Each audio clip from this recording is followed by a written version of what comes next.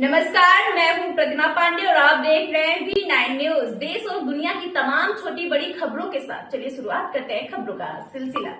अयोध्या में दलित युवती की हत्या के मामले में पुलिस को बड़ी कामयाबी मिली। पुलिस ने इस हत्याकांड का खुलासा करते हुए 3 आरोपियों को गिरफ्तार कर लिया। आरोपियों ने पूछताछ में बताया कि उन्होंने शराब के नशे में युवती की हत्या की थी, फिर उसके साथ उसके शव को नाले के पास फेंक दिया गया। वहीं एसएसपी राजकरण का कहना है कि मामले में 3 आरोपियों को पुलिस ने गिरफ्तार कर लिया है। उनके नाम हरिराम कोरी, विजय साहू, दिग्विजय सिंह हैं। इन तीनों ने शराब के नशे में कोतवाली अयोध्या क्षेत्र में युवती की हत्या गाँव के ही एक स्कूल में की थी, फिर उसका शव नाले में फेंक दिया और फरार हो गए। अब पुलिस तीनों आरोपियों को रिमांड पर ले रही है।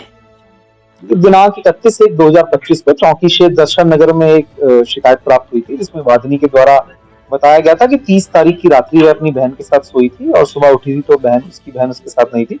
तत्काल मुकदमा पंजीकृत करते 31 तारीख को मुकदमा पंजीकृत करते 2 टीमों का गठन किया गया था।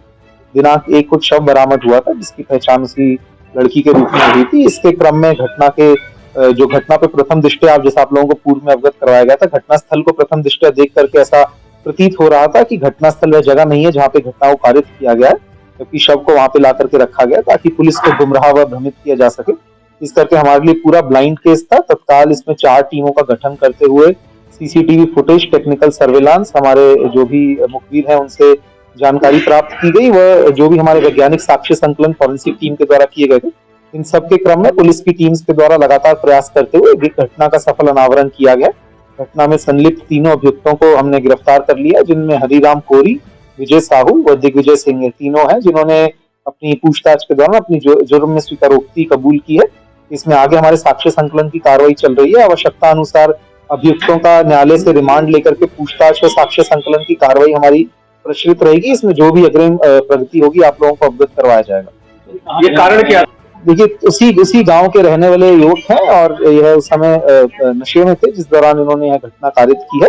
बाकी अभी क्योंकि हमारी पूछताछ चल रही है, विवेचना में हमारे जो भी आगे साक्ष्य संकलन में होगा आपको फ्रेश एक रिजॉइंडर उसके माध्यम से अपडेट करवाया जाएगा। किसी पार्टी से भी? देखिए, इस तरह का अभी हमारा कुछ वो नहीं है। फिलहाल घटना के संबंध में हमारी वो चल रही है। अभी तक किसी पार्टी का कोई ऐसा वो हमारा उसमें नहीं आया। जो भी हमारे साक्ष्य संकलन में आगे इसमें आएगा विवेचना में, जो विवेचना से जुड़े होंगे देखिए, तीनों उसी गांव के रहने वाले हैं, जिस गांव में सहनवा गांव के ही रहने वाले हैं तीनों भी। जैसा कि मैं आपको कह रहा हूं कि जो घटनास्थल है उस समय देखने पर भी ऐसा प्रतीत हो रहा था और अभी पूछताछ में भी यह बात सामने आई है कि घटनास्थल वह नहीं था। इसका उद्देश्य केवल ये था कि पुलिस को भ्रमित व गुमराह कर सकें, जिससे पुलिस अभियुक्तों तक ना पहुंच पाए, घटना का अनावरण ना कर पाए।